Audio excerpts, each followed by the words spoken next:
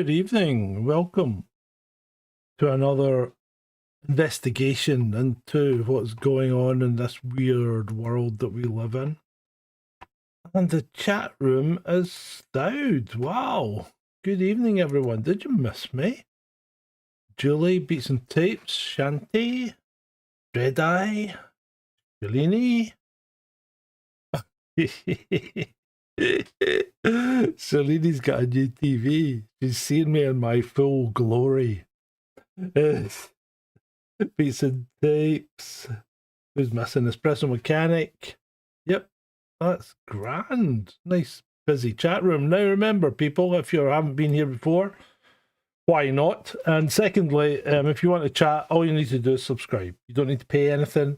You don't need to even wait. You just subscribe and boom, you can chat straight away. That goes for all you fine people on the vertical chat as well.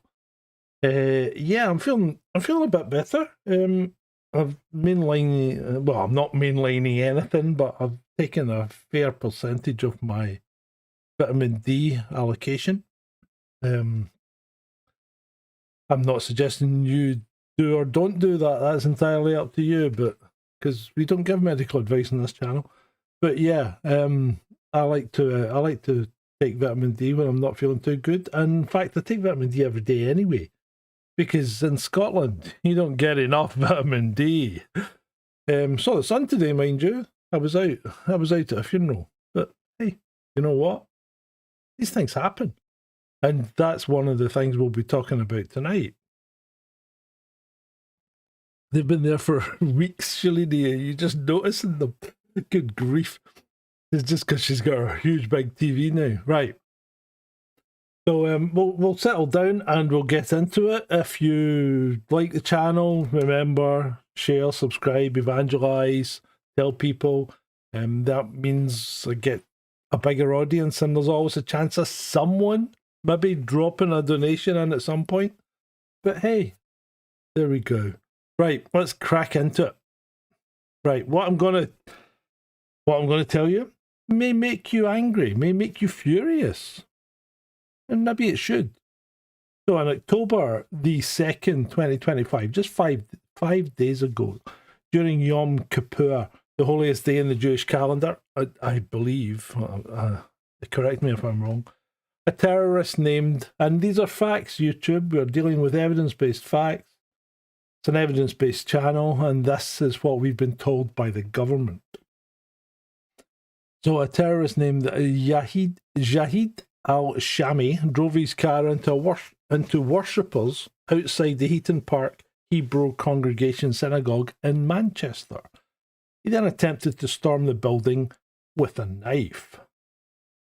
Adrian Daulby, a 53-year-old hero, stood behind the synagogue doors with others, physically barricading them to prevent him entering the premises, preventing what could have been a tragic massacre, even. And they succeeded in preventing him entering. He couldn't get in, but Adrian Daulby died anyway. He was shot by the police. Now, as an ex-firearms cop, initially I was astounded. Not incredulous, because this could always happen, but I was astounded that it had happened.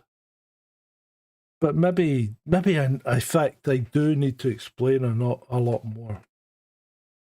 Yoni Finlay, another person who was standing behind those doors, was also shot by the police. He survived, thank you. Thank you, God, for that. Now, before you start screaming in the comments, I'm not here to crucify these officers who pulled the triggers, because they've got to live with these decisions that they've made. And what I'm here to is to look at the systematic degradation of training standards, possibly. Poor selection of weapons, possibly.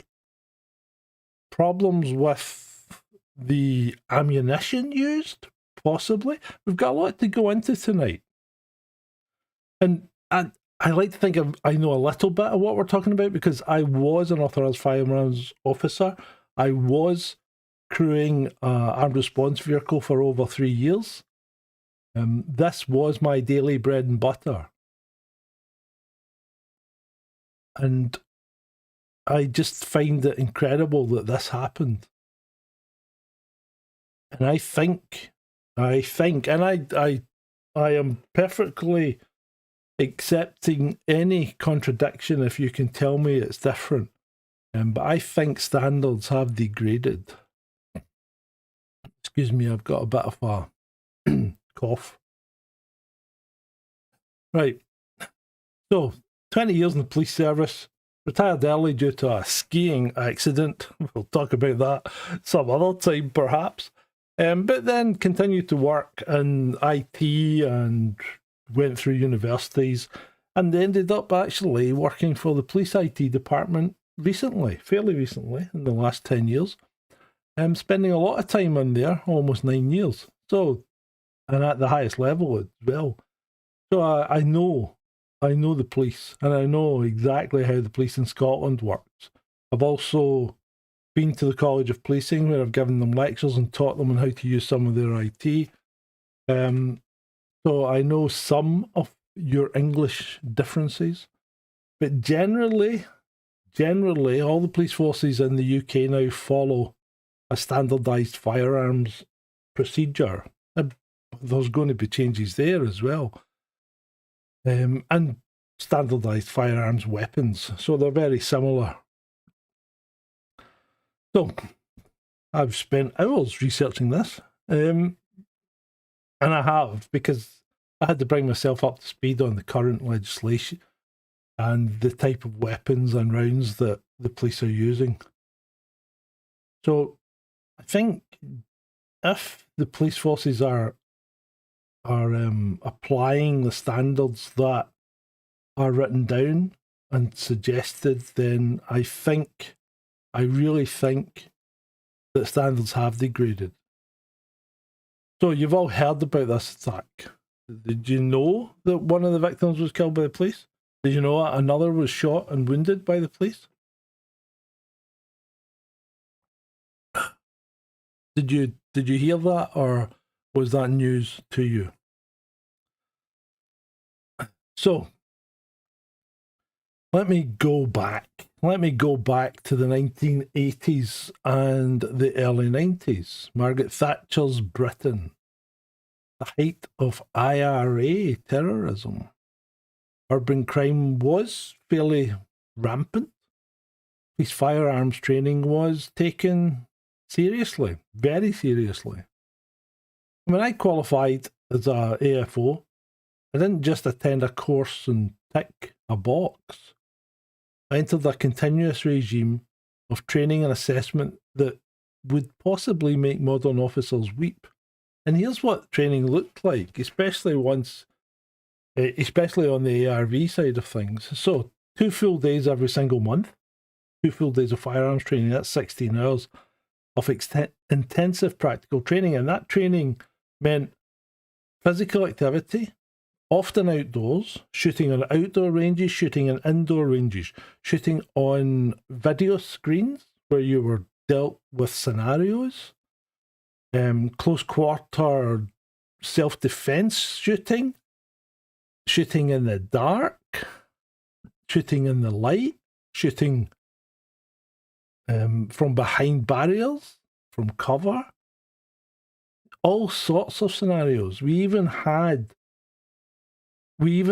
did hostage situations where people were taken hostage and you had to make a determination as to whether you were going to shoot or not.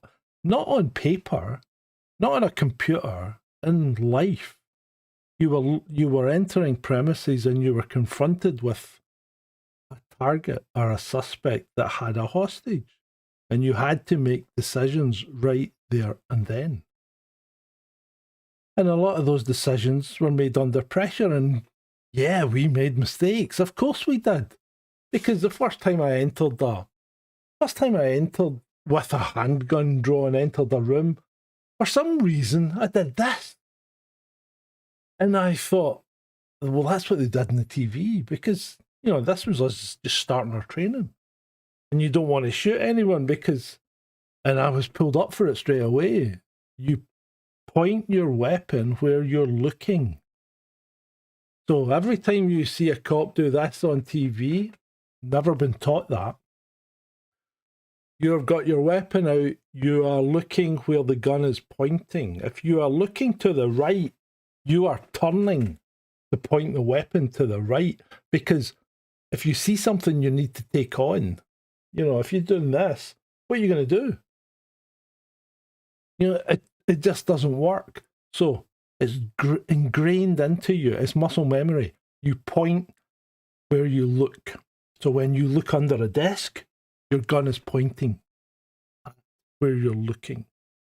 When you look down a corridor, your firearm is pointing where you are looking. We did live fire exercises with our service weapons, with the weapons that we would use that were in our ARVs that were stored in our police stations. We didn't get to take our weapons home. You're not allowed firearms in the UK, especially not handguns. We did tactical scenarios and we did decision-making drills. And we did all that about 192 hours annually. And that's just from the monthly training. And then every 3 months, we faced the check shoot.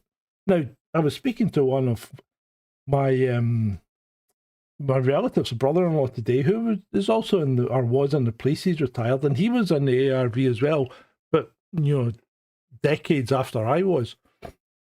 And he said they did a check shoot at every training, so maybe they even increased the standard slightly. So a full day assessment for the check shoot. It was 8 hours. We did 50 rounds on our check shoot. My brother-in-law said they had a 20-round shoot. The pass mark for ours was 92%. If you drop below 92%, you effectively failed. So for 50 rounds, that means you've got 56 rounds, 46 rounds, and the 7 ring on the target. Every other round must hit the target. And that means, if you think of the target, police shooting, people talk about this all the time and talk about the police shooting to kill and all this. And I've been through that before, but the police don't shoot to kill, the police shoot to stop.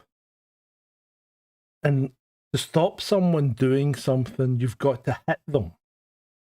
If you miss them, you're not going to stop them. So you've got to hit them. So the first priority is you hit what you are shooting at.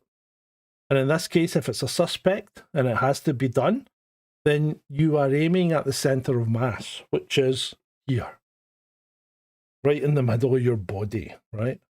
And that's where the bullseye would be on a target, on a man-shaped target. And the 7 ring would be out towards the edge, Be a wider ring. Anything off the target, and that was considered almost an automatic fail. You got a redo, but you had to come back and do that. So that was our pass mark. Now, I think it's dropped. I don't know if it's dropped in Police Scotland, because this wasn't Police Scotland, this was Strathclyde Police. And just to give you a picture there, Strathclyde Police was a big force in Scotland. So we had a lot of money. So maybe we spent more money on our training than some of the more rural forces. Strathclyde Police was 7,000 cops, so I think we were like the second or third biggest police force in the UK after the Met. Hi, Craig Burns. Good to see you. Excuse me. So during that check shoot, we did that 4 times a year every year, so that's another 32 hours.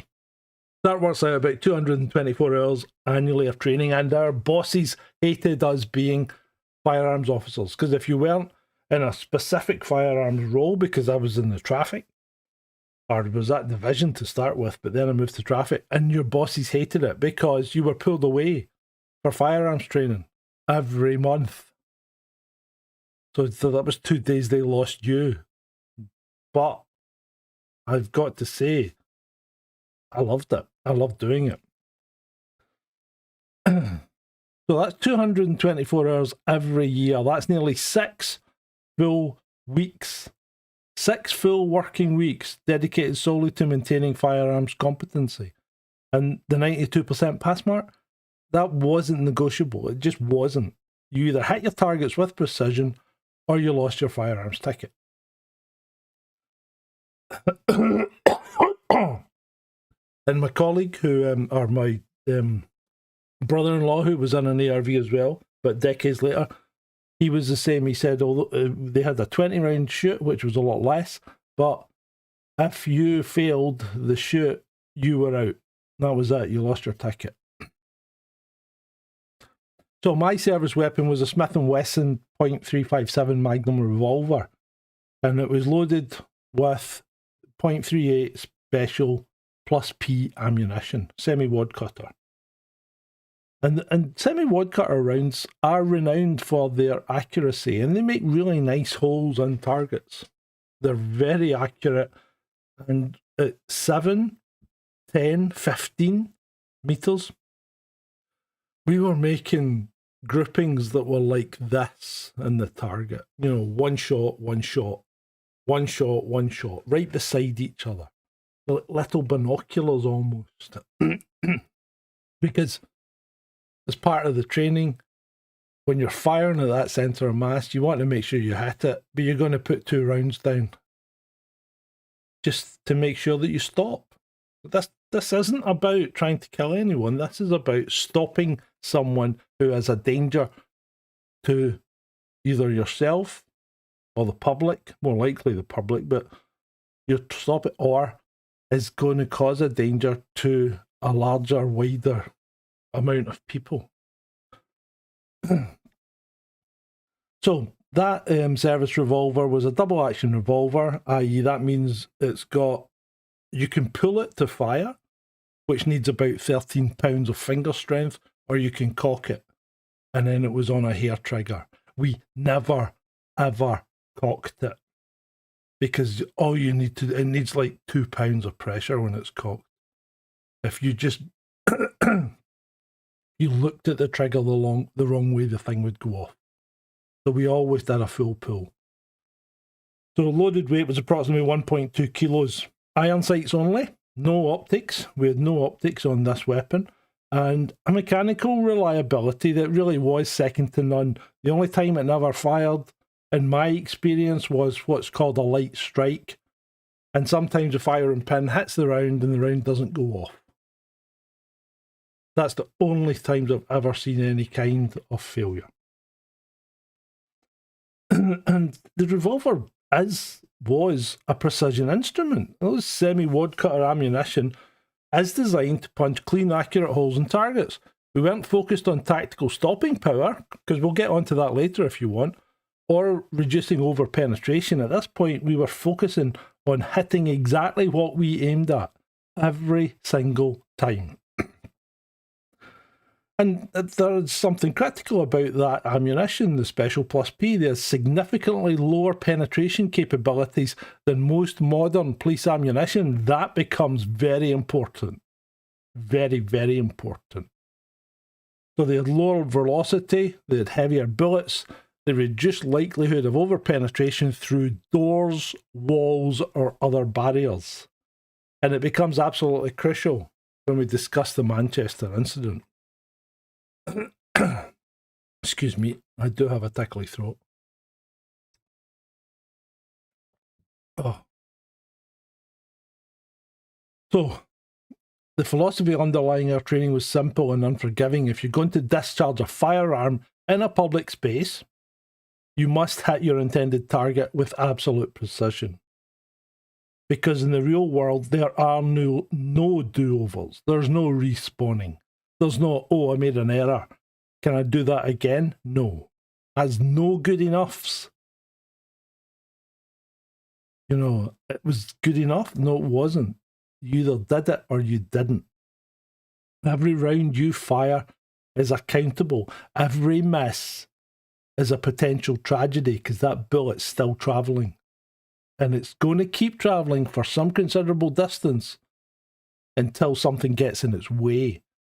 And if that thing that gets in its way is a person or a child, then you've maybe just killed someone inadvertently. But you did it. So our high standard existed because our instructors knew something that maybe modern training seems to have forgotten. Because in operational conditions, your accuracy degrades dramatically. I mean, you've got to remember you're kitted out, you're wearing body armour, which is unwieldy and uncomfortable. You've got a weapon strapped to your waist, you've got with a dropped holster so as you can get it, because you can't get to a normal holster when you're wearing body armour because it fills the holster. So you've got to drop your holster down your leg. That's why you always see the cops walking about with their holsters really low down. Because if you're in a car, you can't pull your weapon. So research shows that shooting accuracy can decrease by 40 to 67% in real-world unopposed encounters, and up to 86% in opposed shooting incidents, i.e. when the bad guy's shooting back at you. And that's comparing it to training conditions. Yes, you do have to account for every round, Craig. Of course you do. So, today's standard is 75%. So if you can only hit 75% in training, what happens when you're pumped full of adrenaline, facing a knife-wielding terrorist with innocent civilians in the background? And this, at this point, just becomes math. And the maths are not stacking up in the favour of the innocents. That's the problem. Any former police or military on the channel? Did you go through similar training?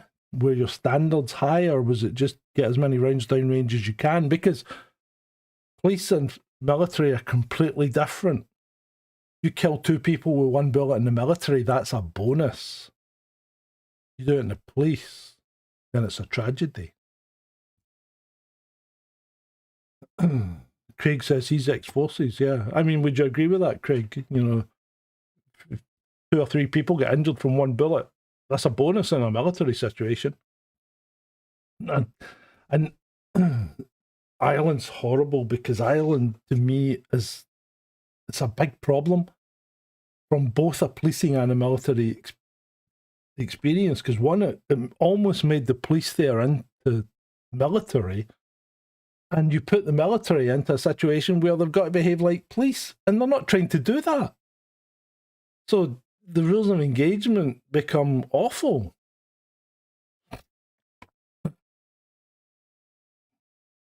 So good to know that you were trained to that standard, Craig. That's excellent. So today's firearms officers face this as what they face.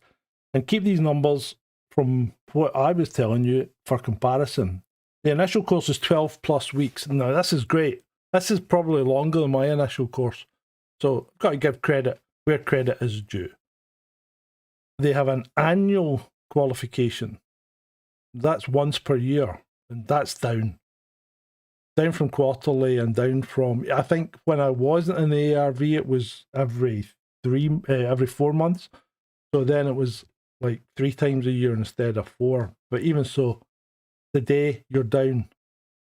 The annual training minimum is 120 hours. 120 hours is the annual training minimum. And unfortunately, most forces take that as the maximum as well, because training costs money.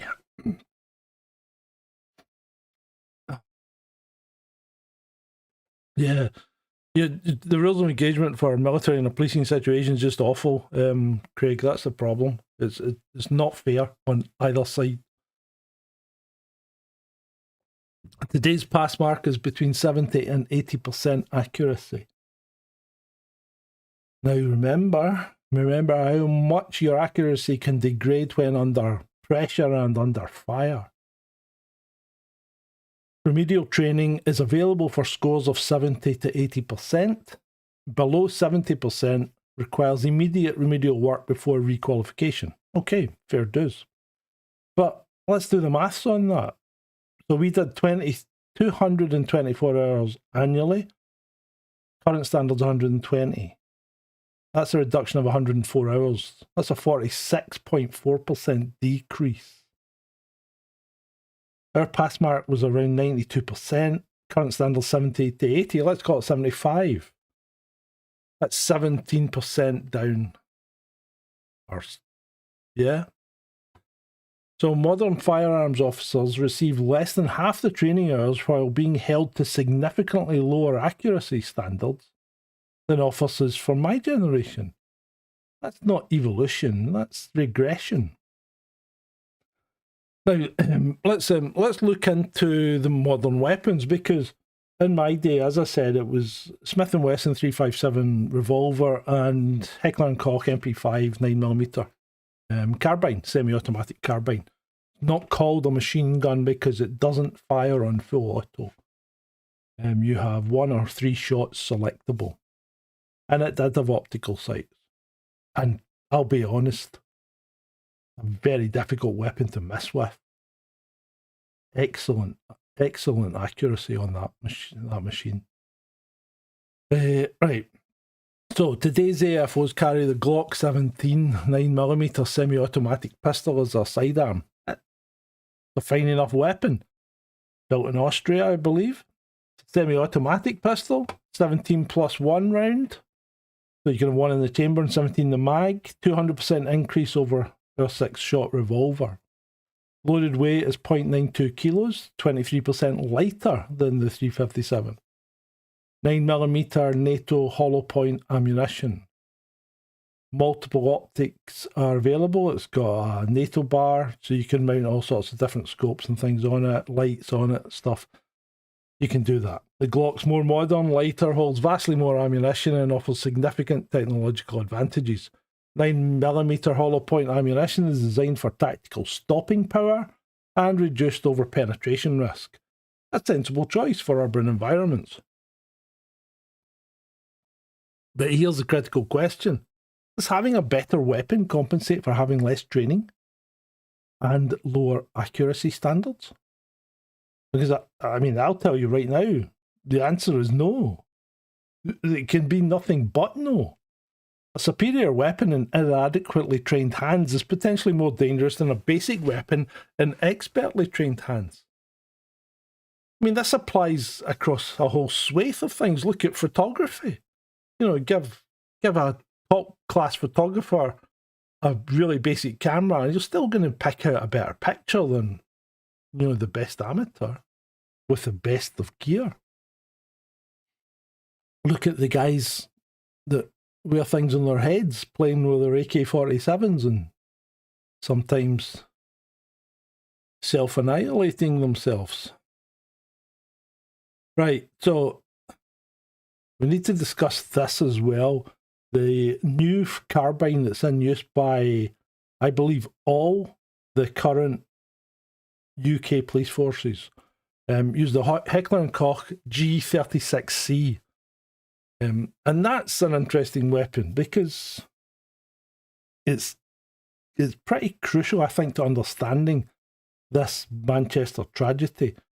Greater Manchester's Police's armed response vehicles don't just carry the Glock 17, they also deploy the H&K G36 carbine. And it's chambered in a 5.56 NATO round. So, specifications. It's a semi-automatic carbine, 5.56mm NATO ammunition. UK police forces use Federal 55 or 62 grain tactical bonded JSP rounds. The only ammunition types recommended by the College of Policing. The muzzle velocity is over 900 metres per second. The effective range is 200 plus metres. The magazine capacity is 30 rounds. This is a vastly more powerful weapon system than either the Glock pistol or my old but reliable 357 Magnum. And this is where ballistics become critically, and I mean critically important to understand what's happened at the Synagogue. 5.56 millimeter ammunition, even in the bonded JSP, which is jacketed soft point. These rounds specifically designed to reduce over-penetration, but will easily penetrate wooden doors, drywall, brick walls, and most building materials encountered in urban environments. Research from multiple independent sources confirms that 223, which is the Mini Ruger Standard stroke 5.56mm rounds, penetrate wood with minimal energy loss. We're talking about a round travelling at over 900 metres per second with significant kinetic energy. Now, this is why when you're doing tactical training, you never use a vehicle as cover unless you are in specific parts of that vehicle, because these kind of rounds will just go straight through that vehicle. It's not a rifle as such, it's a carbine. So it looks like it's a short barreled, usually about 11 to 14 mil. Well, 7.62 is different altogether, Craig. I've shot at 7.62. That's a beast. But anyway, these carbines are fairly compact, which is useful in the kind of environments where you're like being, where you're a cop and you're carrying it in a vehicle and having to use it in an urban environment. 7.62 is a much bigger weapon, and I think probably, I don't know, the cartridge, it always looks impressive when you see the cartridge on the 7.62 because it's huge. You got to think that's putting some power behind that little bullet, But anyway, where were we? So we're going back to the we're going back to the carbine, and the 5.56mm rounds. That's the problem. So think carefully about this Manchester scenario and what happened here. A terrorist attempting to force entry through wooden synagogue doors, with Adrian Daulby and Yoni Finlay holding those doors shut from the inside. If officers engaged with 5.56 carbines, and we're not told exactly what weapons they fired. We don't know definitively at all what weapons were actually used yet. Those rounds would pass through the doors and strike anyone positioned behind them. Now, even though, and this is important, even though those rounds are designed to minimise over-penetration, that really doesn't take effect until you start hitting something like ballistic gel or body parts. So, there's a balance here between tactical advantage and being able to shoot someone through a wall and being able to hit someone without going right through them and killing the person behind them.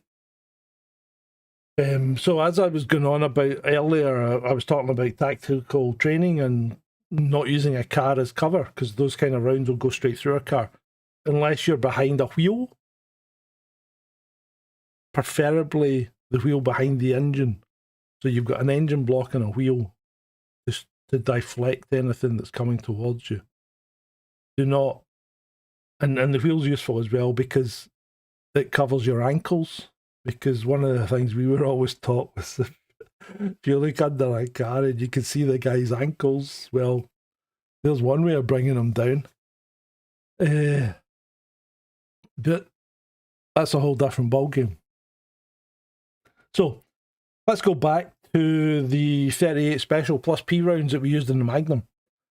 They had significantly less penetration capability, lower velocity, heavier bullets, bigger bullets, reduced likelihood of over-penetration through structural barriers.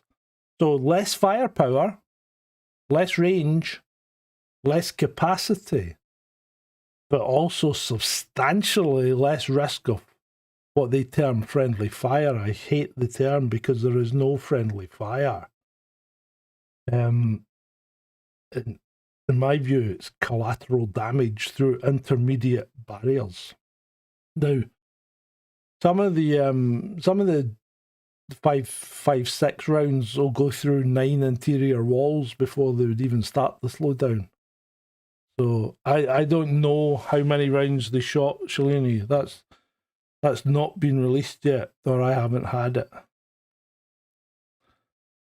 So the irony here is both profound and tragic, because modern firearms technology has given officers greater range, more magazine capacity, better stopping power, more likely to do the job.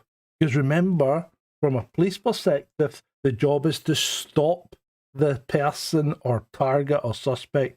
It's to stop. Hello, Adam. But it's also simultaneously increased the risk of over-penetration casualties in exactly the type of close quarters urban scenario that Manchester represents. And let's be honest, most of our policing engagements in these kind of situations are in urban environments.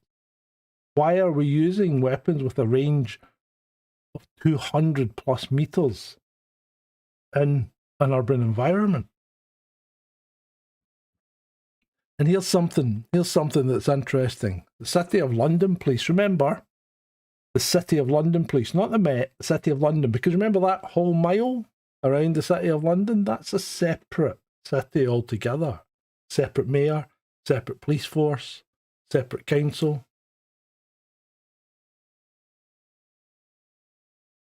So the City of London Police have announced in May 2025, just 5 months before this tragedy, that they're replacing their entire fleet of 115 G36C carbines because they need weapons better suited to the modern ARV workforce operating in the densely built-up urban environment. So someone in the police has recognised that 5.56mm carbines present significant challenges in urban environments, especially when it comes to penetration of walls, doors, cars. So a procurement decision was made, the tender was awarded, but that recognition has come too late to help Adrian Daulby and Johnny Finlay. So, what about you, Craig? What do you think that, from a police perspective, we should be using in urban environments? You know, I mean, it's a tricky situation because sometimes you want to shoot someone through a barrier, but you have to balance it. You've certainly got to balance it with your accuracy.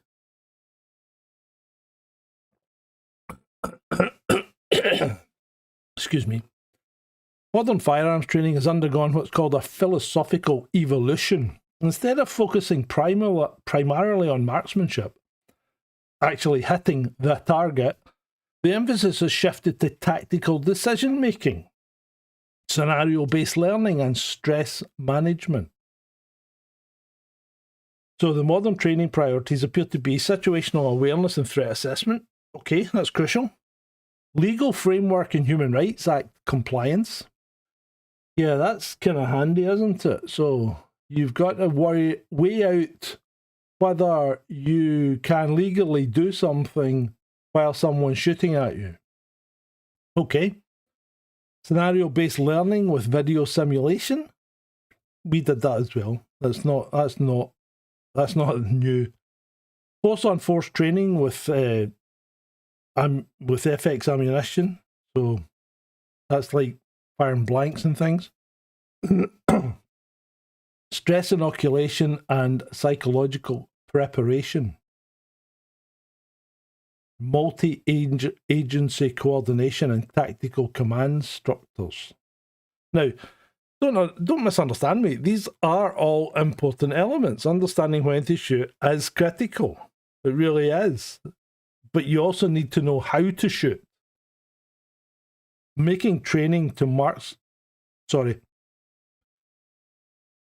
you don't replace marksmanship training with decision-making training. you add decision-making training to marksmanship training. Because all the tactical brilliance in the world means absolutely nothing if you can't hit your intended target while avoiding hitting innocent bystanders. And when you're firing 5.56 NATO rounds that will penetrate most urban barriers, doors, auto glass, cars,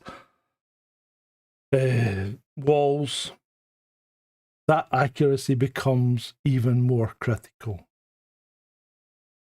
So since 2003, all UK police firearms training follows the standardised National Police Firearms Training Curriculum, managed by the College of Policing. This ensures consistency across all 43 forces in England and Wales, something we didn't have in my era. And that's probably an improvement, yeah. And that training includes legal framework training, tactical options and de-escalation techniques, enhanced medical training, including catastrophic bleeding management. We did first aid as well, usually predicated on stopping a bleed or a sucking chest wound. That was kind of where we were looking at it. Basically patch them up till the medic could get there. Professional tactical command hierarchy with specialised strategic firearms commanders and tactical firearms commanders. That's an interesting one. We probably need more of those. The medical training particularly improved after the Manchester Arena bombing in 2017, which is appropriate. Although in these kind of situations, it's very, you don't need armed officers to be doing medical stuff. Matthew, yes and no. You still got homegrown incidents. I mean, I was involved in a fatal police shooting where we unfortunately had to stop someone in Glasgow, and unfortunately the guy died. So, what matters more to you? An officer who understands tactical theory but can only hit the target 75% of the time, or an officer who can hit the target 92% of the time but has less tactical training? You really want the best of both, don't you?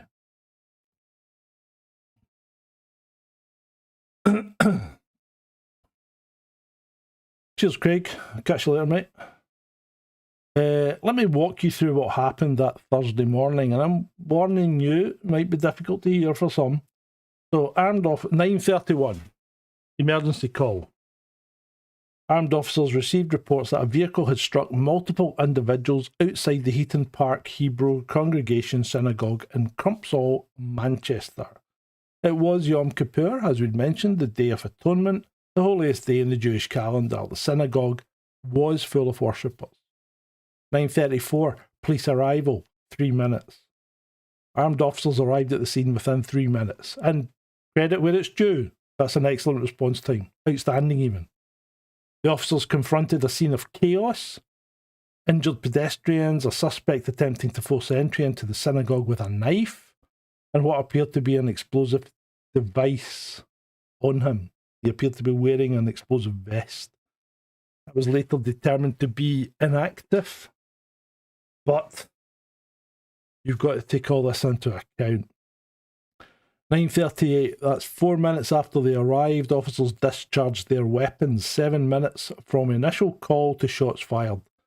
Ihad al-Shami, the 35-year-old terrorist, was stopped.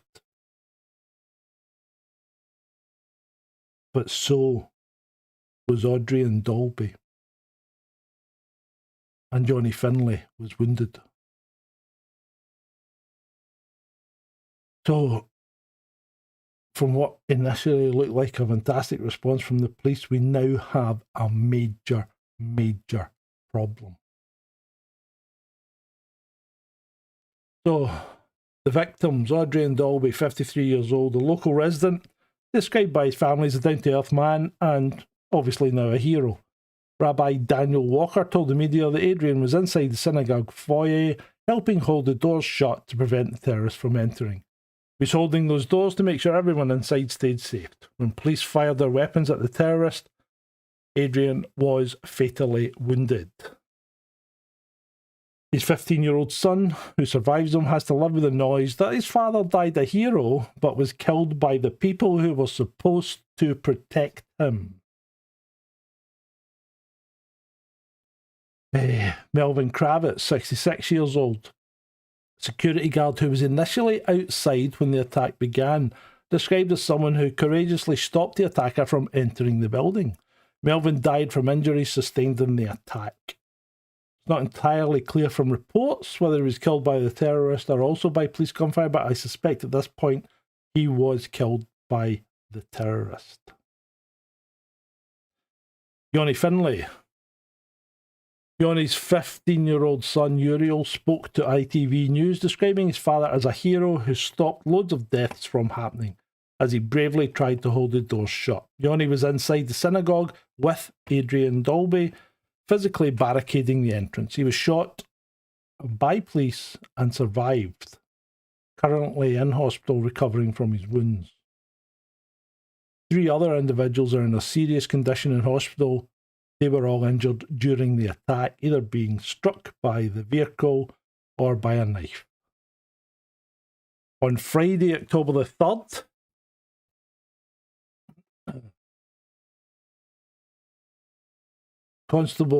Chief Constable Stephen Watson of Greater Manchester Police made a remarkable admission. And I'll give him credit for honesty, because covering this up would probably have been easier.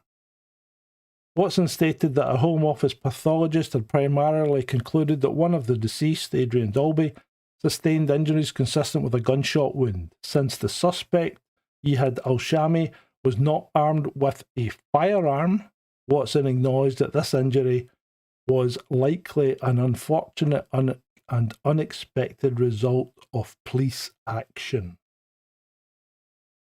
He further stated both victims were positioned closely behind the synagogue door as congregants bravely tried to thwart the assailants' entry.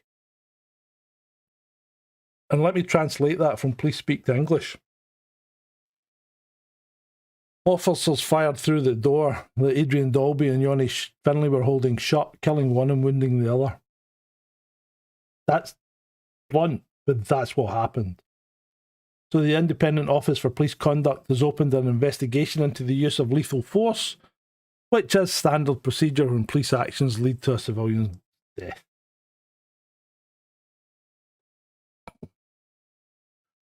So, let's see if we can break down this tactically. So, former firearms officer, out of the police for over 20 years now, so I may be rusty, but let's see if we can do a reasonable analysis here. Armed subject attempting to force entry into the building. Subject armed with a knife and apparent explosive vest. Multiple injured civilians in the immediate area. Hostage situation likely to develop, possibly, with potential for a further mass casualty incident. Officers arrive to an active, chaotic scene. They're working under extreme time pressure and under life-threatening circumstances. We would call this a complex tactical environment. The terrorist was positioned at or near the synagogue entrance. He was attempting to breach the doors, being physically held shut by civilians from the inside.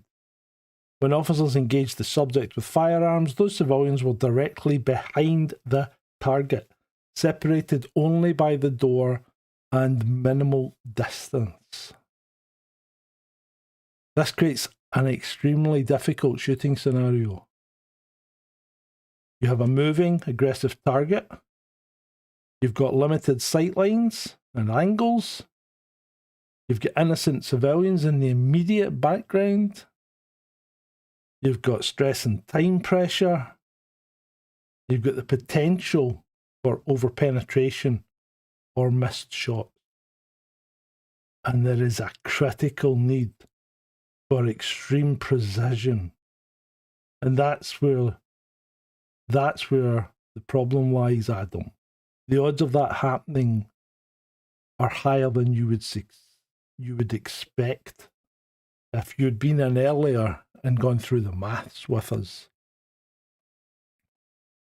So, multiple police rounds struck civilians who were positioned behind the intended target. This indicates one or more of the following. Somebody missed. Simple as that. They missed the target they were intending to stop. The round overpenetrated the door, almost certainly if it was from a 5.56, and even highly likely if it was from the 9mm Glock. Poor angle selection by the police that placed the civilians in the line of fire. We used to get called this all the time when we created what they would call a Chinese firing squad, where we had two officers targeting one individual and they were likely to hit each other because they were on opposite sides of them. You've got to create proper angles. And that's something that you get from repeated scenario training constantly. So it becomes muscle memory. Target identification failure under stress? Unlikely, I think, in this instance, but possible. Or number 5, some combination of all of the above.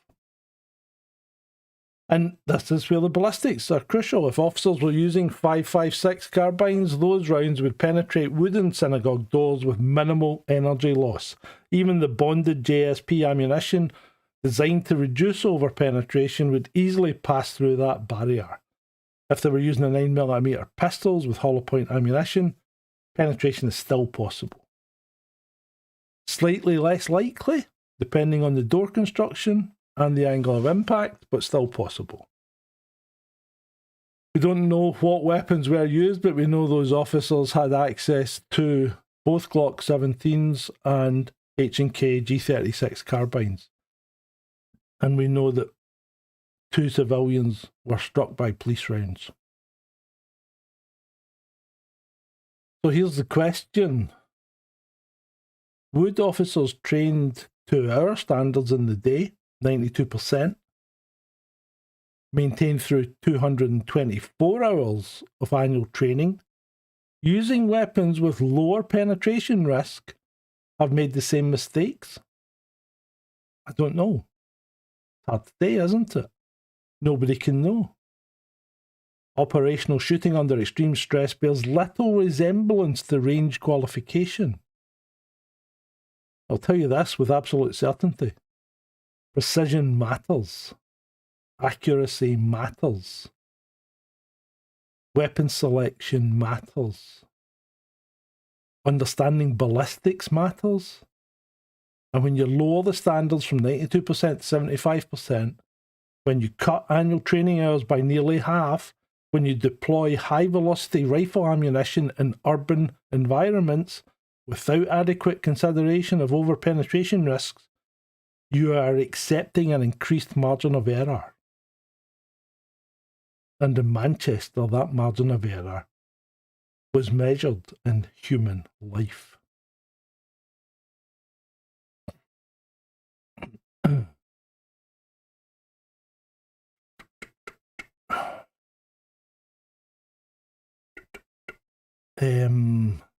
You're not going to bait me on this, Adam. I'm not going to be brought into these kind of conversations. You're being deliberately obtuse, which is, as I know, your want. So,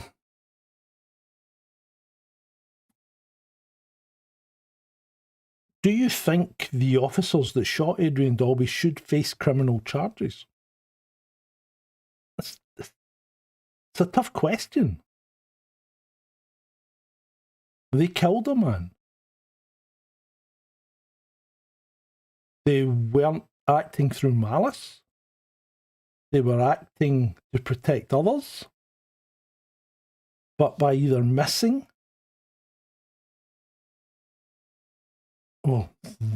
effectively they missed. But by missing, they killed a man. Are they culpable? It's a hard question.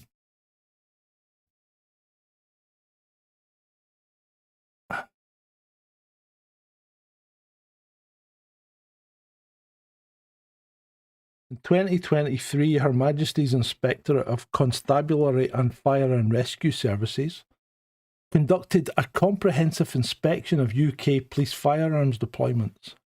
The findings were deeply concerning. And in retrospect, they read like a warning that went unheeded. The report found insufficient opportunities to learn and practice skills for Strategic Firearms Commanders, the senior officers who authorise and direct firearms operations. These are the people that make the life and death decisions tactically, and they weren't getting adequate training. Poor coordination between different specialist units. In complex incidents like Manchester, multiple units must work seamlessly together. The inspection found significant deficiencies in this integration. And certainly, when I was in the ARV, we used to routinely have divisional AFOs in the ARV with us on a rotating basis. We were sometimes used in the TFU. So, in my day, we had, and this is for all of Strathclyde, not just Glasgow, but we were based in Glasgow. So all of Strathclyde, which is huge. So that stretches from the Dumfries and Galloway border down past Girvan. So from there all the way up to just shy of Loch Lomond, that's all Strathclyde. It's really huge. And our big city is obviously Glasgow, but we had other major urban conurbations. We had Ayr, we had Kilmarnock, we had Irvine, home of Sturgeon. We had Saltcoats and Greenock and Gourock. And we covered the entire area, including the outlying islands of Arran, Oban, Mull. Well, Oban's not an island, but it's up there. Oban was their area as well. Mull, some other place, which were actually covered by us as well. And we had one armed response vehicle. We had one armed response vehicle that was a fast traffic car that was crewed by 2 AFOs. That was call sign Tango Mike 9. We always got there first.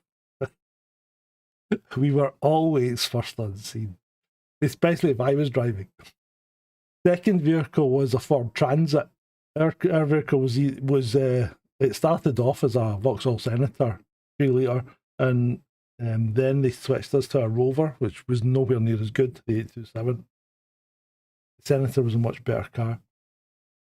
So then the other vehicle was Victor Mike 9, which was a Ford Transit, and that carried 6 AFOs.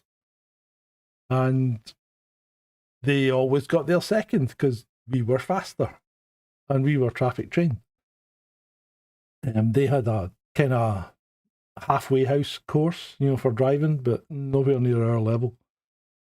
And, it was a great sort of rivalry because there was no way I was ever letting Victor Mike 9 beat us to a call. And some other guys had, on different shifts, but not with us. But we always rotated through some of the divisional AFOs and things. During the Gulf War, we were triple crewed, so we had 3. We had the two ARV normal traffic guys, plus we had a support unit guy in the back with a carbine. And at that point, we used to run armed up all the time instead of having them locked away. But anyway, right, moving back. So we did have a fair bit of coordination between our different units. So equipment familiarisation was another point that was drawn up. Commanders were not adequately familiar with the weapon systems they were authorising. Imagine a senior officer directing a firearms operation without fully understanding the capabilities and limitations, including overpenetration, the weapons being deployed. That's not theoretical. The report found exactly that was the case. Insufficient joint training between forces and agencies, customs, NCA, CID, drug squad, special branch. Oh my God, some of the run-ins we've had. When you're stopping a guy in a car one night going down a one-way street the wrong way, and he turns out to be special branch, it's like...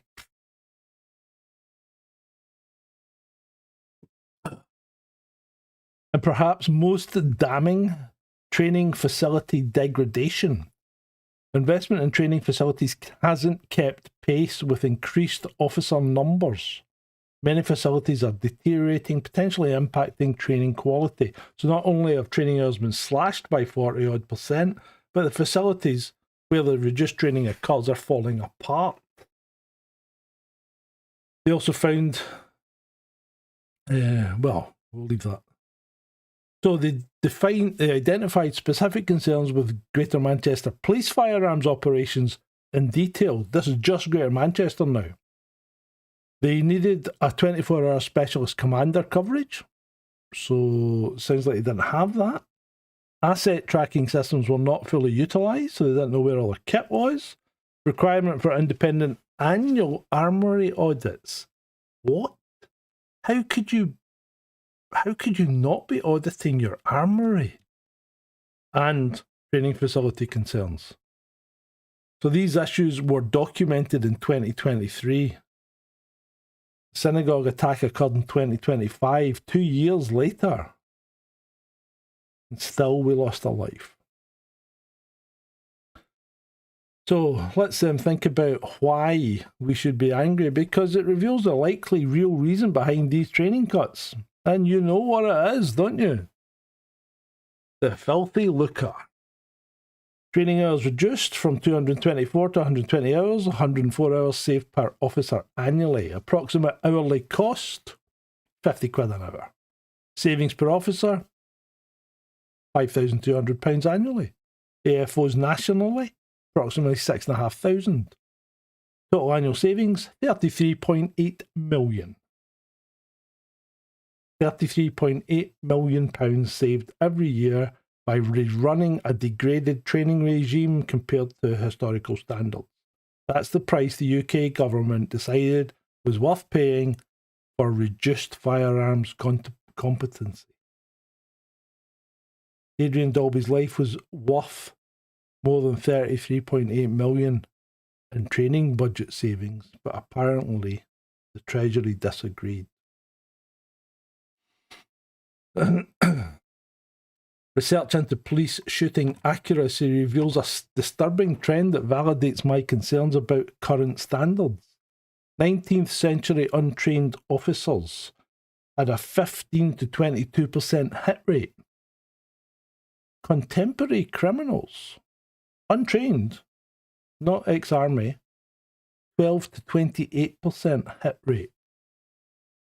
Contemporary trained police officers, 14 to 38% hit rate. Those aren't great numbers. Despite massive investments in training infrastructure, modern firearms, better ammunition, and advanced tactics, contemporary trained officers have only marginally better hit rates than untrained officers from 130 years ago, and barely better than untrained criminals. That's crazy. And we've talked about this before. Research has shown that shooting accuracy decreases by 40 to 67% in real-world unopposed encounters compared to training conditions. In opposed shooting incidents, when the bad guys are shooting back. Thank you, Shalini. Wrong one.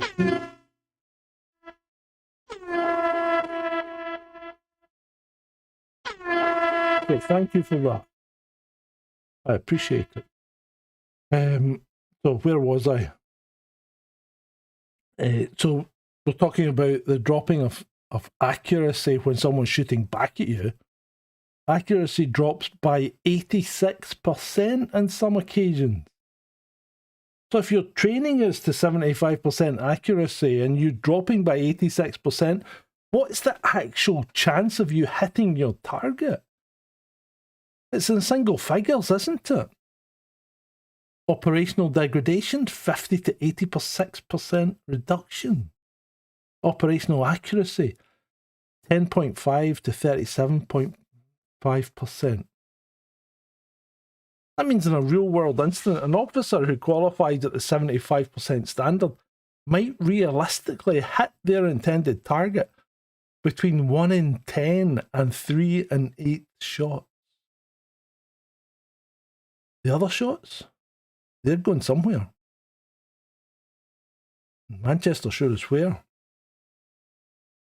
And when they're 5.56 NATO rounds travelling over 900 metres per second with significant penetration capability, every miss becomes exponentially more dangerous. The counter-argument. And I, if anyone, am not anti-police. But let me present the counter-argument, because intellectual honesty demands it. UK firearms discharge statistics.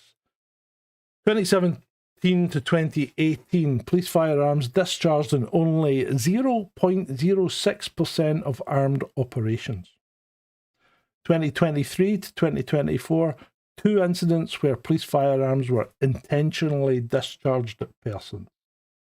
Annual armed operations, approximately 17 to 18,000 operations every year. These stats demonstrate remarkable restraint. UK firearms officers are deployed thousands of times annually and almost never discharge their weapon. That's extraordinary, and it speaks to excellent decision-making and de-escalation capabilities. But, and this is a massive but, when firearms are discharged, accuracy becomes paramount. It's absolutely critical for civilian safety. The Manchester incident demonstrates that restraint and good decision-making mean nothing if when you do shoot, you kill the wrong person. And people were on Twitter and things saying, why didn't they shoot the guy in the head or the arm if he had a vest? He was clicking the vest. Why didn't they shoot him in the arm? These guys can't hit the fucking target when they're aiming at the centre of it. What chance do you think they got of shooting somebody in the arm? You don't do that. It's quite clear. When you shoot as a police officer, you shoot to stop, and that means shooting at the centre of mass.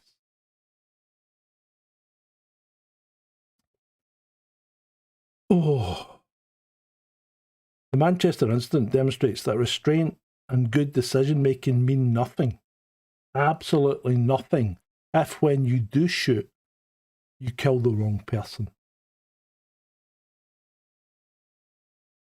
Here's a philosophical question then. Would you rather have firearms officers who almost never shoot, but aren't highly accurate when they do, or officers who shoot more frequently, but with greater precision?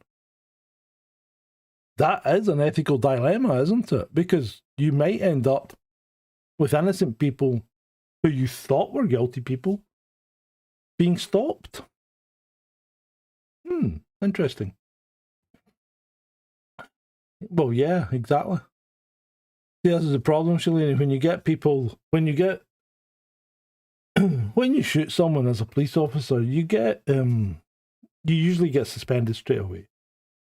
Your team is suspended straight away, and you'll have to surrender your firearm, account for all the rounds in it, or whatever, or if you fired any. Give a statement, be interviewed, could end up at a fatal accident inquiry. Been through it, done it all. It's stressful. It's stressful. So the Human Rights Act in 1998 fundamentally transformed UK policing, and luckily I was nearly out by this point. I left in 2000.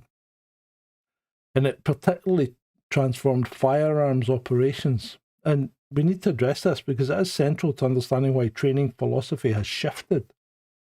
So Article 2 was the right to life. This established an absolute necessity standard for the use of lethal force. Officers must now demonstrate that lethal force was absolutely necessary to protect life, not merely reasonable or proportionate to the threat.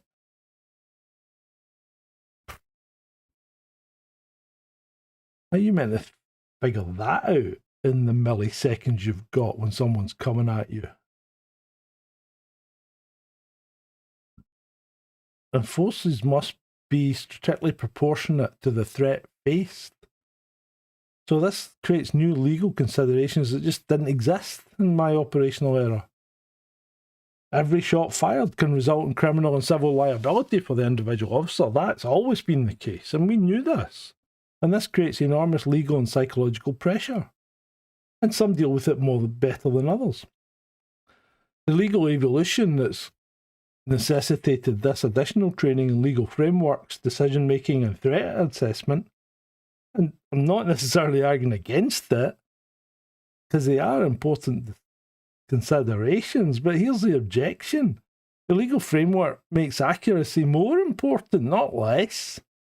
If every shot must be justified and proportionate, then every shot must hit the intended target. Missing your target and hitting an innocent civilian is the exact opposite of proportionate force. When you're firing ammunition that penetrates most urban barriers, that proportionality calculation must include ballistic considerations. Did the officers consider that they might go through the door and kill someone behind it? They could see people's faces. That's a question that apparently wasn't adequately addressed in the training. These legal requirements should have driven standards up, not down. Up. And the threat environment has changed. Let's not get that wrong, because it's changed quite dramatically since my operational era. And training must evolve accordingly, because in the 80s, the primary threat was traditional crime or IRA terrorism. The engagement types were generally predictable criminal encounters. Ned with a shotgun. You know, guy with a pistol. That kind of people who had mental aberrations and lost it and things like that. But the tactics were mainly individual marksmanship and basic team movements. ARVs. The expected scenarios were armed robberies, hostage situations, criminal confrontations, and raids when you had information that someone was in a place and they may be armed, things like that. But the current era, the primary threats are international terrorism, complex urban attacks, county lines drug violence, organised county lines drug violence. The engagement types are multi-perpetrator attacks, vehicle ramming, knife attacks, improvised explosive devices. Tactics have got to be complex, multi-agency responses, civilian evacuations, counter-terrorism operations. So you could expect scenarios like Mumbai, lone wolf terrorism, mass casualty incidents. Completely different scenario.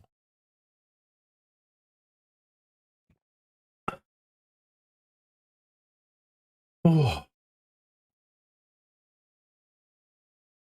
Now, you don't shoot to stop someone fleeing. Bumblebee's asking the question. Obviously, Manchester claimed to have devices on him to detonate. Do you shoot to stop them fleeing? In the 90s when I worked, we had few leg injuries. No, that's, you don't. And this is one of the things that Hollywood gets wrong all the time. You don't shoot at guys that are running away. And you don't shoot at the legs. Because somebody's running, he's already a moving target. So if you're going to shoot at him, you've got to hit him in the centre of mass. Always centre of mass. You're not going to aim at his head, you're not going to aim at his legs, you're not going to aim at his arms. He's running away with a firearm and you think he's going to do something, and you're still going to shoot him. Yeah, you're going to shoot him in the back. But you do not shoot people to stop them running away. You shoot to stop them. Whether they whether they're able to run or not after you've shot them, that's a different question, and that needs to be dealt with. So, the Manchester attack perfectly illustrates modern threat profiles: vehicle ramming combined with a knife attack and a inactive explosive device. So, way more complex than the threats that we trained for in the 80s. But complexity doesn't excuse basic competency failures. If anything, more complex threat environments demand higher standards, more training, not lower ones, better understanding of weapons and their ballistics, full understanding of the over-penetration risks in urban environments.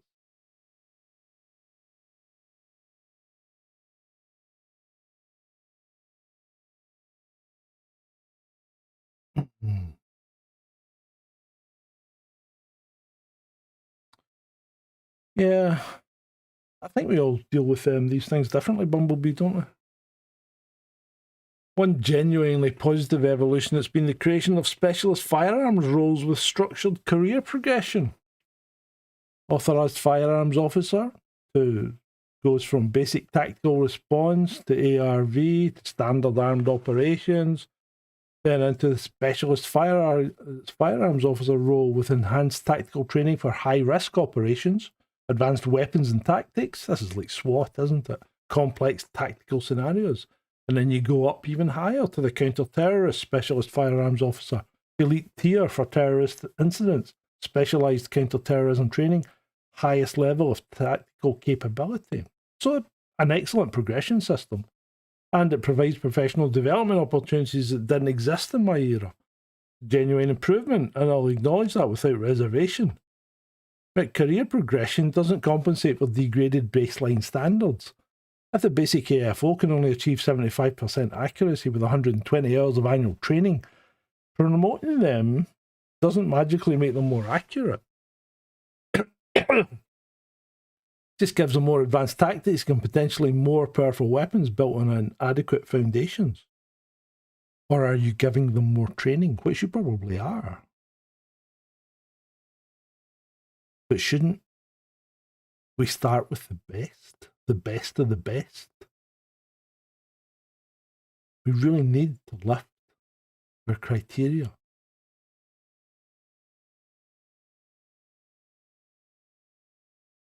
Modern medical requirements. Hearing requires unaided hearing test. Vision, binocular 6/75. Worst eye 6 out of 12. Visual field minimum 100 per 20 degrees horizontal by 100 degrees vertical.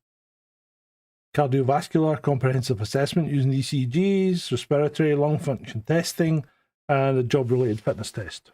Annual aerobic fitness assessment. Fair dues. Fair dues. Psychological assessment, stress response evaluation. Some people deal with these issues better than others. Some people volunteer and then realise they shouldn't have.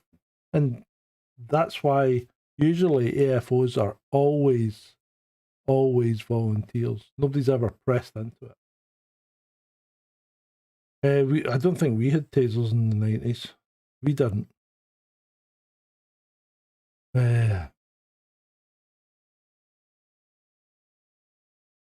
So, where was I? Decision-making ability under pressure. You need that. Emotional stability and psychological resilience. Yeah. Judgment and situational awareness assessment. You know, when you're doing a raid on a house where you think there's a guy with a firearm, and due to information that you've been given, you've got a warrant, you knock on the door, you're all standing there with your weapon out. And, you know, it's crazy the way these situations are just so funny. And you're like, what the hell? So this guy, the lead guy, taps on the door. We're all standing off to the side, you know, keeking around each other basically. And the door opens, and this wee woman standing there, and she goes, And he sticks the gun in her face and goes, please, get on the ground.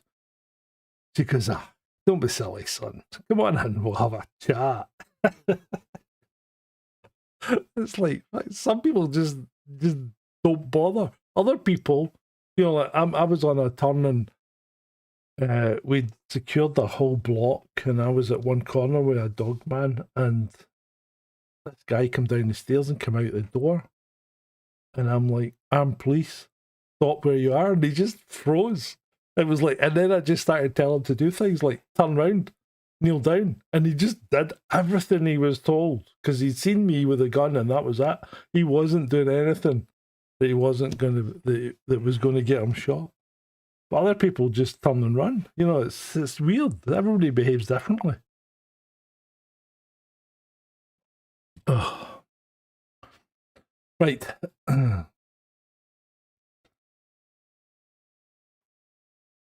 So, even if you do get the best of the best, that doesn't compensate for inadequate training. You can select the finest candidates in the world, but if you only train them to 75% accuracy and only half as long, then you aren't going to get the best in the world anymore, are you? You're still going to produce inadequately trained officers. So, based on this, here are my recommendations, and these are just my recommendations for immediate reforms to UK police firearms training. And when I say immediate, I mean implemented within 6 to 12 months, not decades of committee meetings. Increase annual training requirements from 120 hours to a minimum of 200 hours, moving back towards the 224-hour standard.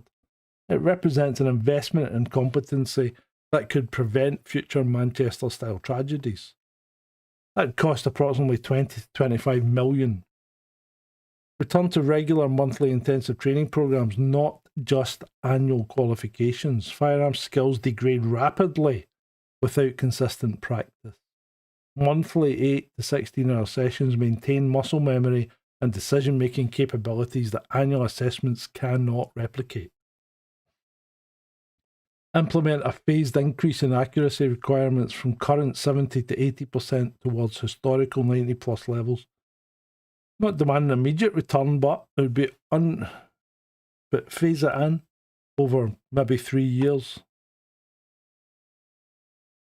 Annual qualification allows skill degradation over 12-month periods, return to quarterly or even, every 4 months. Competency testing to identify and remediate degrading skills before they become operational failures. Develop mandatory training modules specifically addressing the risks for all the weapon systems, particularly stressing the danger of the 5.56, because that high velocity round is lethal. Even behind a brick wall, it's a lethal round. Officers have got to understand the penetration characteristics of their ammunition through various materials, when to use pistol versus carbine, because everybody wants to grab the carbine because it looks cool. But sometimes the pistol's a more sensible and safer choice. People have got to be aware tactically, they've got to be able to select proper angles. You cannot have Chinese firing squads. You cannot have civilians put in danger. You have to be able to look past your subject and see what's behind him, especially in complex environments.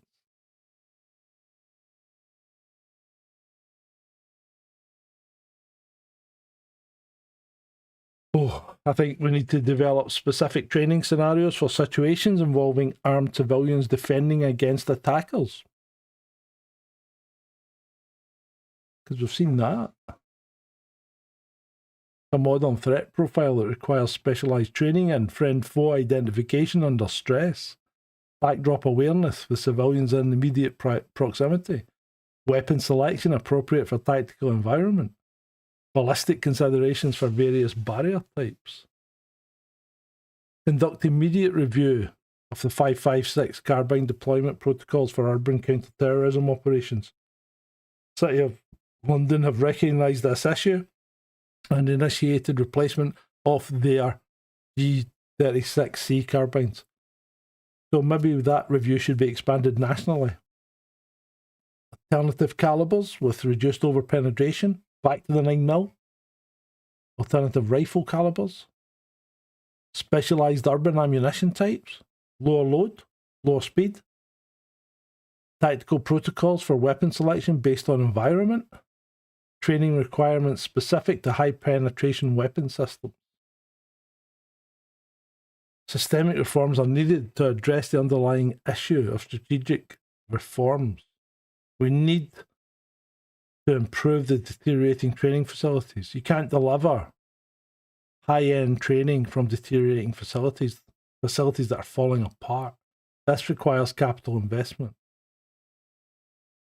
The professional development pathway is one good step towards improving operational performance, experience, and giving you a quality service as the ultimate consumer. Conduct comprehensive analysis of successful training models from all eras and see how they apply to modern environments. Not everything's better in the past, but unquestionably some things were. Learn from history instead of discarding it.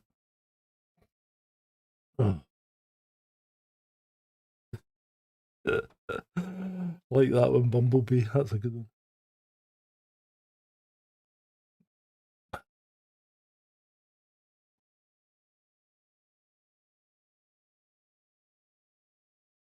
We need to have true independent oversight of firearms training standards, separate from force level command structures that might prioritise cost savings over competency.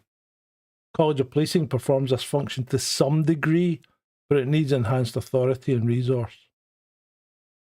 We need to publish detailed firearms discharge reports, including weapons and ammunition used, accuracy data and hit rates, unintended casualties in friendly fire incidents, ballistic analysis of over-penetration occurrences, lessons learned and training modifications. Sunlight is the best disinfectant. If you put something out there and people can review it, then the exposure can help, especially in the public sector. We were talking about inadequately trained senior officers doing tactical evaluations and briefings and things, and we get sent to a call. Guy in a soldier, ex-soldier, I think, he brought a AK-47 back from the Gulf, and he had taken a couple of pot shots at vehicles around the flats that he was in, and a couple into the police station. And we get sent to police station. We were sent to Gorbals police station, where this guy was in the near vicinity. So we goes into the police station, parks the car out the back, goes upstairs to the briefing, walks in the door. I walks in the door, looks to my colleague who's looking at me. We both sidestepped and turned the lights off. And the senior officer's like, "What's going on?" And I'm like, "Well, sir, where is this guy?" And he said, he's in the Elizabeth flats, the Queen Elizabeth flats. I said, "And what floor's he on?" And he said, "I think it's 8. 8 out of 12. And I said, "Can you point to where he is?" And he goes, "Yeah, he's just, oh." So at that point, he realised that he had a well-lit room full of cops getting briefed and a guy with an AK-47 in target range. So there we go. So does UK policing need a cultural shift in how it views firearms competency? Probably. If you're looking at 70 to 80% as acceptable, it's not even a pass mark in my book. It's just not there. You need to go back where anything less than 90% is inadequate. You are not up to the job. Bye guys. You can always catch up the end of it later. I'm nearly finished. This is quite a long one, isn't it? So, excellence in marksmanship has to be valued and it has to be rewarded. And officers need to take personal pride in their shooting skills. Viewing firearms training as an annual requirement to maintain certification promotes minimum effort. Reframe it as continuous professional development where officers are constantly improving, not just maintaining baseline competency. Shift from revolvers to high-capacity pistols to 5.56 carbines has prioritised firepower over precision and ballistic appropriateness. Modern training must emphasise weapon selection appropriate in the tactical environment, not just deploying the most powerful weapon available. We need to get away from this Hollywood thing where cops are shooting at people. If you're doing it right, you're shooting a guy once or twice if it's a double tap. Anything over 25 metres, you're shooting him once. Because you're not double tapping at that range. Some of the training degradation stems from risk-averse management cultures that minimise firearms deployments. But if officers are genuinely confident in their competency, through rigorous training, including understanding their weapons' ballistic characteristics, decision makers can be more confident in authorising deployments when necessary. What won't fix the problem? More PowerPoint training. Additional classroom instruction on tactics and legal frameworks is not a substitute for live fire practical training. You cannot PowerPoint your way to accurate shooting. Better equipment? What do you need? What do you need that's better than a Glock 17? What's better than a G36C? You know? What's better than an MP5? Newer guns or fancier optics won't solve the problem. Won't compensate for inadequate training. Won't compensate for stupidity. We had a firearms instructor put 2 rounds into a banister because he was using a red dot optical sight in his H&K MP5. And while the optical sight was above the banister, the barrel was against it almost. He put 2 rounds in quick succession into the banister. Henceforth, he was called Roger Bannister. Prosecuting the officers who shot Adrian Daulby might satisfy public anger, but it won't prevent future tragedies. It's a training failure, inadequate inaccuracy standards, insufficient hours, and apparently inadequate ballistic training regarding over-penetration risks. Fix the system, not just the individuals.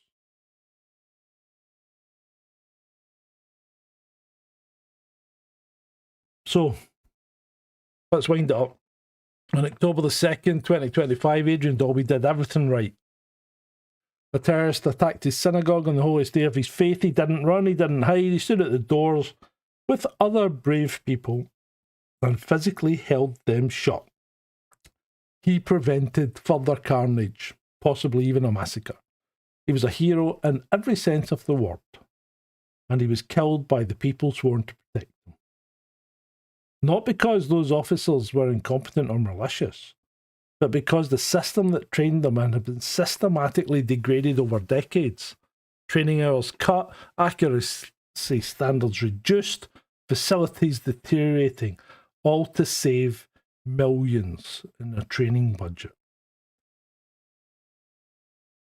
They also apparently had inadequate training on the ballistic characteristics of their weapons.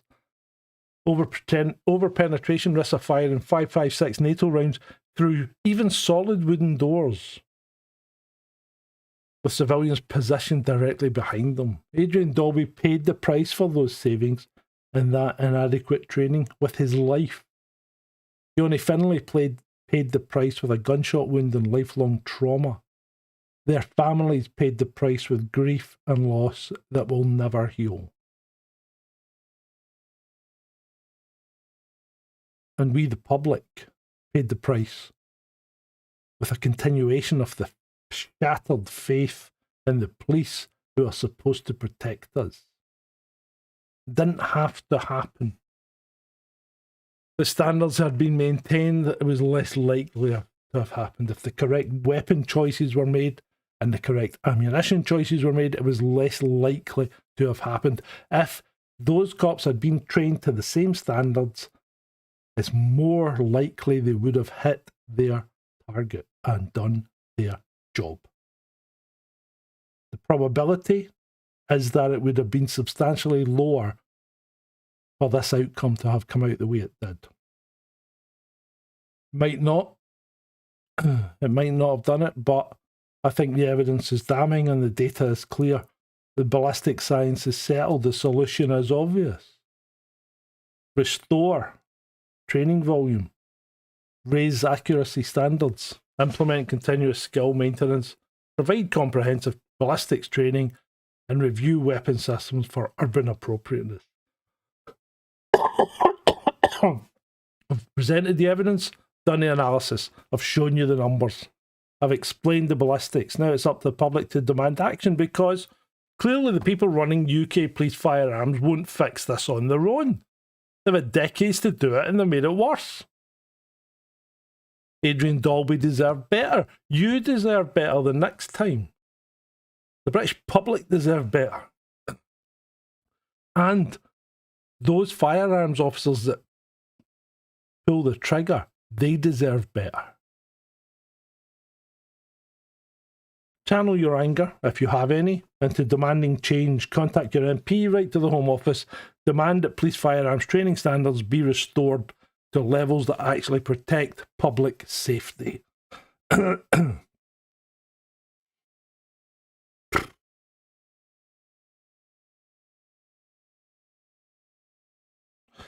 think that'll do us for tonight. Rest in peace, Adrian Daulby. Rest in peace.